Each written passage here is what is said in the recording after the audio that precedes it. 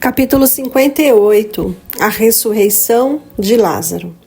Entre os mais fiéis discípulos de Cristo estava Lázaro de Betânia, e o Salvador tinha grande amor por ele. Foi por Lázaro que Cristo realizou o maior dos seus milagres.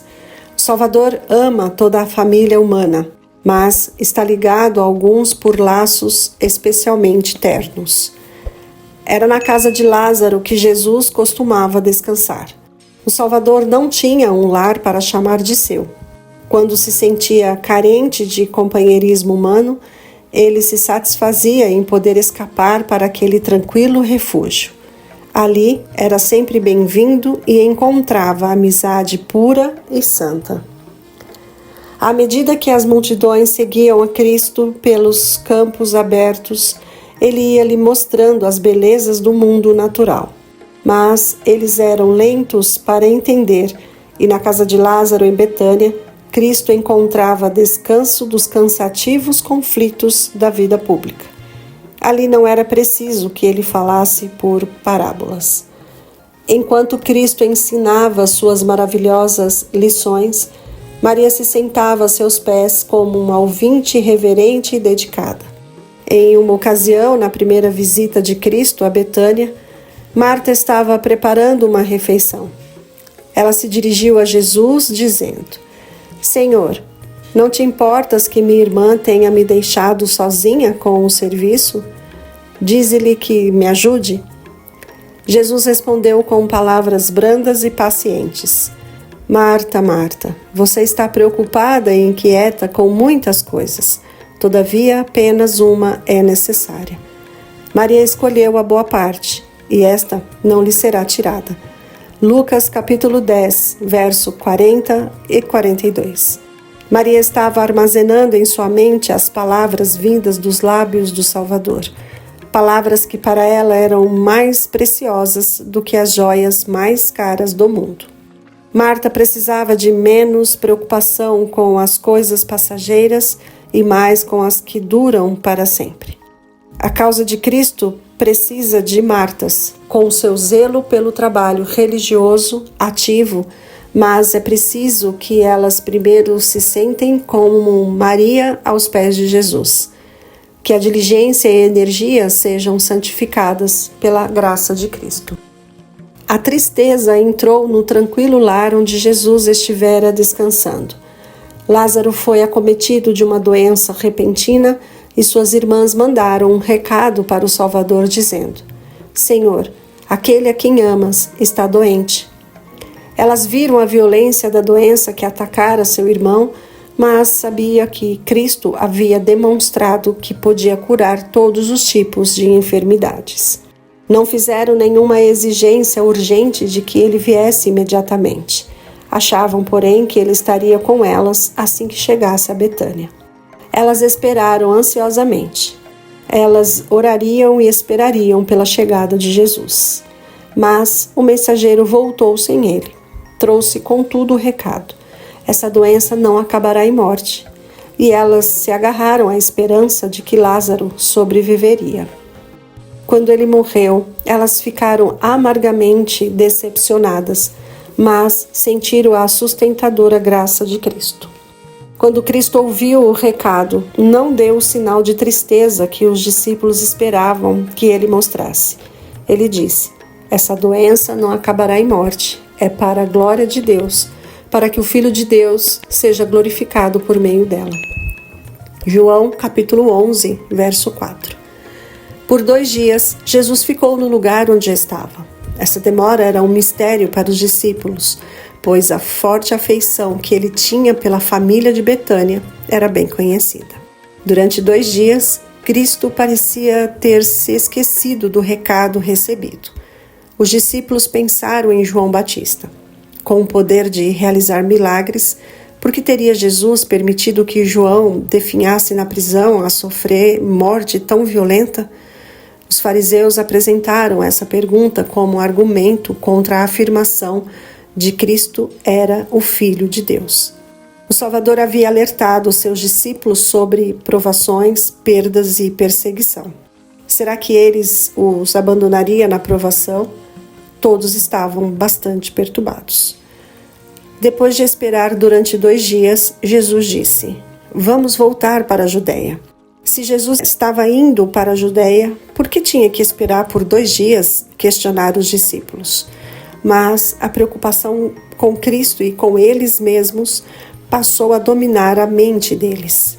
Eles não podiam ver nada, a não ser perigo no caminho que estavam por trilhar. Mestre, eles disseram, há pouco os judeus tentaram apedrejar-te, e assim mesmo vais voltar para lá? Jesus respondeu, o dia não tem 12 horas? Eu estou sob a direção do meu Pai. Enquanto eu fizer a vontade dele, minha vida estará em segurança. Eu entrei na última parte do meu dia, mas enquanto houver um pouco de tempo, estarei seguro. Quem anda de dia não tropeça, pois vê a luz deste mundo. A luz do Espírito guiador de Cristo dá ao que faz a vontade de Deus uma compreensão clara do seu dever e o conduz até que termine o trabalho. Quando anda de noite, tropeça, pois nele não há luz. O que anda no caminho de sua própria escolha tropeçará. Onde quer que esteja, não estará seguro. Depois de dizer isso, prosseguiu dizendo-lhes, nosso amigo Lázaro adormeceu, mas vou até lá para acordá-lo. Pensando no perigo que o mestre estava para enfrentar indo a Jerusalém, os discípulos quase tinham se esquecido da família enlutada de Betânia. Mas não foi assim com Cristo. Os discípulos foram tentados a pensar que Jesus não sentia o terno amor por Lázaro e suas irmãs que eles achavam que ele sentia. As palavras, nosso amigo Lázaro adormeceu, despertaram o sentimento correto na mente deles. Cristo não tinha se esquecido de seus amigos em sofrimento. Seus discípulos responderam, Senhor, se ele dorme, vai melhorar. Jesus tinha falado de sua morte, mas os seus discípulos pensaram que eles estavam falando simplesmente do sono. Cristo descreve a morte como um sono para seus filhos crentes. A vida deles está escondida com Cristo em Deus, e até que soe a última trombeta, os que morreram dormirão nele. Então lhes disse claramente, Lázaro morreu, e para o bem de vocês, estou contente por não ter estado lá, para que vocês creiam, mas vamos até ele. Os discípulos ficaram pasmos com as palavras de Cristo quando ele disse, Lázaro morreu, estou contente por não ter estado lá. Teria o Salvador, de sua própria escolha, evitado o lar dos seus amigos em sofrimento? Mas Cristo viu toda a cena e sua graça foi um apoio para as irmãs enlutadas. Jesus testemunhou a dor do coração despedaçado das 2 irmãs, à medida que seu irmão lutava com a morte. Cristo não tinha que pensar somente naquelas queridas pessoas de Betânia. Ele tinha que levar em consideração o treinamento dos seus discípulos. Eles deviam ser seus representantes para o mundo. Foi por amor a eles que permitiu que Lázaro morresse. Se ele o tivesse curado da doença, o milagre que é a evidência mais positiva do caráter divino de Cristo não teria acontecido. Se Cristo estivesse no quarto do doente, a morte não poderia ter lançado o seu dardo contra Lázaro. Foi por isso que Cristo ficou longe. Ele permitiu que as irmãs, com todo o sofrimento, vissem seu irmão sendo colocado na tumba. Ele sofreu cada agonia da tristeza que elas sofreram. Sua demora não significava que ele os amava tanto. Ele sabia que por elas, por Lázaro, para ele mesmo e por seus discípulos, havia uma vitória a ser conquistada. A todos os que estão procurando sentir a mão guiadora de Deus, o momento de maior desânimo é justamente quando a ajuda divina está próxima. Eles olharão para trás, para a parte mais escura do caminho, e ficarão agradecidos. Deus vai tirá-los de toda tentação e prova, com uma fé mais firme e uma experiência mais rica. Cristo tinha demorado a fim de que, ressuscitando Lázaro da morte, pudesse dar para o seu teimoso e descrente povo outra evidência de que ele era verdadeiramente a ressurreição e a vida. Ele não estava disposto a renunciar a toda esperança depositada pelo povo de Israel e estava determinado a dar-lhes mais uma evidência de que era o único que poderia trazer vida e imortalidade. Essa foi a razão para sua demora em ir a Betânia. Ao chegar a Betânia, Jesus mandou um mensageiro para as irmãs com a notícia de que ele estava ali, mas que ficaria no lugar tranquilo, não muito longe. O espalhafato que os judeus faziam quando morriam amigos ou parentes não estava em harmonia com o Espírito de Cristo. Ele já tinha ouvido os gritos dos pranteadores e não queria se encontrar com as irmãs naquele cenário de confusão. Alguns dos mais acirrados inimigos de Cristo estavam entre os pranteadores. Cristo sabia de seus planos e assim não se deu a conhecer imediatamente. O recado foi dado a Marta de uma maneira tão discreta que nem Maria ouviu. Marta saiu ao encontro do Senhor, mas Maria ficou em casa, quieta em sua dor. O coração de Marta estava perturbado com emoções conflitantes. No rosto expressivo de Cristo, ela viu a mesma ternura e amor de sempre, mas pensou no irmão a quem tanto amara. Com dor em seu coração por Cristo não ter vindo antes, ela disse: Senhor, se estivesse aqui, meu irmão não teria morrido. Repetidas vezes as irmãs haviam pronunciado essas palavras. Marta não tinha nenhum desejo de revisitar o passado, mas, olhando para o rosto de Jesus, ela acrescentou: Mas sei que mesmo agora, Deus te dará tudo o que pedires. Jesus procurou lhe animar. O seu irmão vai ressuscitar. Sua resposta tensionava levar Marta a pensar na ressurreição dos justos e que assim ela pudesse ver na ressurreição de Lázaro um compromisso com a ressurreição de todos os justos mortos. Marta respondeu: Eu sei que ele vai ressuscitar na ressurreição no último dia. Buscando dar uma direção genuína à sua fé, Jesus declarou: Eu sou a ressurreição e a vida. João capítulo 11, verso 25. Em Cristo está a vida original, que não provém nem deriva de nenhuma outra. Quem tem o Filho tem a vida. 1 João capítulo 5, verso 12. Jesus disse: Aquele que crê em mim, ainda que morra, viverá. E quem vive e crê em mim, não morrerá eternamente. Você crê nisso? João capítulo 11, versos 25 e 26. Nessa declaração, Cristo tinha os olhos voltados para o templo da sua segunda vinda, quando os justos mortos ressuscitarão incorruptíveis e os justos vivos serão trasladados para o céu sem provar a morte. A ressurreição de Lázaro representava a ressurreição de todos os justos mortos. Por sua palavra e suas obras, Jesus manifestava seu direito e poder de dar vida eterna. Às palavras do Salvador: Você crê nisso? Marta respondeu: Sim, Senhor, eu tenho crido que Tu és o Cristo, o Filho de Deus, que devia vir ao mundo. Ela confessou sua fé na divindade de Jesus e a confiança de que Ele era capaz de fazer tudo o que lhe agradasse. E depois de dizer isso, foi para casa e, chamando à parte Maria, disse-lhe: O Mestre está aqui e está chamando você. Ela passou o recado o mais discretamente possível, pois os sacerdotes e líderes religiosos estavam prontos para prender Jesus assim que pudessem. Os gritos dos pranteadores evitou que os demais ouvissem as palavras de Marta. Quando Maria ouviu a mensagem, ela se levantou rapidamente e saiu da sala. Os pranteadores pensaram que ela tinha ido até a sepultura para lhe chorar a morte do irmão e a seguiram. Ao chegar ao lugar onde Jesus estava esperando, ela disse com lábios trêmulos: Senhor, se estivesses aqui, meu irmão não teria morrido. Os clamores dos pranteadores eram dolorosos para ela, pois o que mais queria era trocar algumas palavras a sós com Jesus.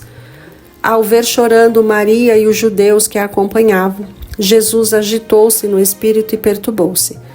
Ele viu que para muitos dos ali presentes, o que parecia dor era apenas um show.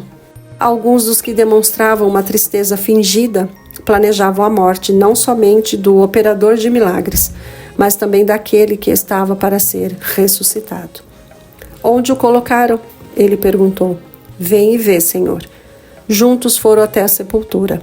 Muita gente gostava de Lázaro e suas irmãs choraram com dor no coração, enquanto seus amigos misturavam suas lágrimas com uma das irmãs enlutadas.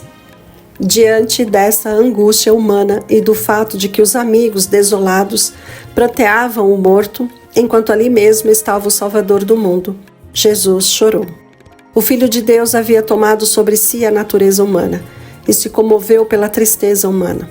O sofrimento sempre despertava empatia em seu terno e piedoso coração. Jesus chorou não apenas por empatia a Maria e Marta. Cristo chorou porque o peso da dor dos séculos estava sobre ele. Viu os terríveis resultados da desobediência à lei de Deus. Viu que o conflito entre o bem e o mal tinha sido constante. Viu o sofrimento, a dor, as lágrimas e a morte que iriam afligir a família humana por todos os séculos em todas as nações. Os problemas da raça pecadora se mostraram pesados em seu coração e suas lágrimas rolaram incontidas em seu desejo de aliviar todas as aflições da raça humana. Lázaro fora colocado dentro de uma caverna e uma enorme pedra havia sido levada até a entrada. Tirem a pedra, Cristo disse. Achando que ele só queria ver o morto, Marta se opôs, dizendo que o corpo tinha sido sepultado fazia 4 dias e a decomposição já havia começado a produzir seus efeitos. Essa declaração, feita antes de Jesus ressuscitar Lázaro, não deixou margem para os inimigos de Cristo dizerem que ele havia planejado uma fraude. Quando Cristo ressuscitou a filha de Jairo, ele disse: "A criança não está morta, mas dorme." Marcos capítulo 5, verso 39. Por ela ter ressuscitado imediatamente após sua morte, os fariseus declararam que a menina não tinha morrido e que o próprio Cristo dissera que ela apenas estava dormindo. Tentaram fazer parecer que os milagres de Jesus não eram genuínos. Mas, nesse caso, ninguém podia negar que Lázaro estava morto. Quando o Senhor está para realizar uma obra, Satanás instiga alguém para fazer objeções. Marta não queria que visse o corpo em decomposição. Sua fé não havia compreendido o verdadeiro significado da promessa de Jesus. Cristo reprovou Marta da maneira mais gentil possível. "Não lhe falei que se você cresce, veria a glória de Deus?" João capítulo 11, verso 40. "Eu dou a minha palavra. Impossibilidades naturais não podem impedir a obra do Onipotente." A descrença não é humildade. A crença inquestionável na palavra de Cristo é a verdadeira humildade, a verdadeira entrega de si mesmo. Tirem a pedra. Cristo poderia ter ordenado aos anjos que estavam ao seu lado que removessem a pedra, mas ele queria mostrar que a humanidade deve cooperar com a divindade. Não se requisita ao poder divino aquilo que o poder humano pode fazer. Os que estavam por perto obedeceram à ordem de Jesus e afastaram a pedra.